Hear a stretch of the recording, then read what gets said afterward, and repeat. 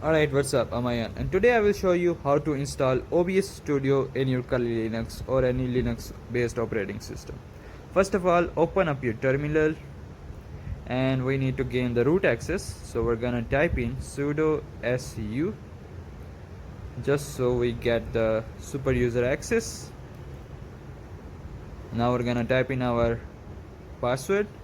Now here we have the root access. Now first of all, we need to make sure everything is up to date, so we're gonna type in apt-get update, but this does not work anymore. I don't know why.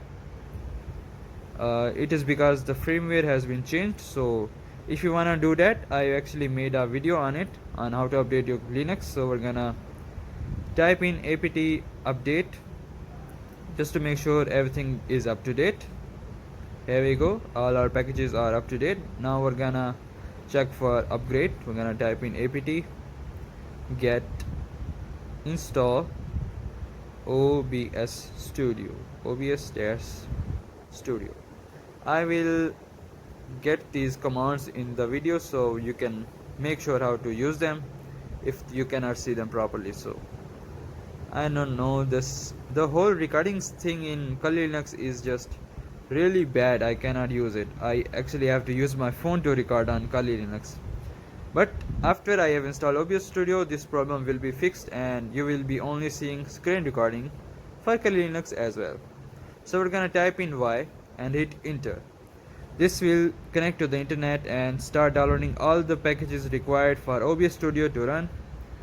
All we have to do is just wait for it to do its job and OBS Studio will be working fine. Okay, so now it is starting installation.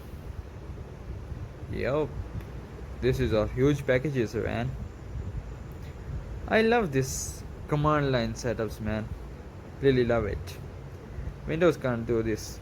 Nah, Windows, you can't do this, man. Okay, sorry Microsoft. So in Kali Linux we need to search for OBS Studio and we have OBS Studio installed in our system, which is pretty nice. Well, this does take some time. Okay, I will be using it for recording, so I need to select the second option. Auto configuration wizard is pretty good. I actually use the default settings because those always work best for me. If I do this manually, I somehow manage to mess things up and my recording does not get recorded and I waste my time. So that is why I only use default settings, just like this. I have applied the settings.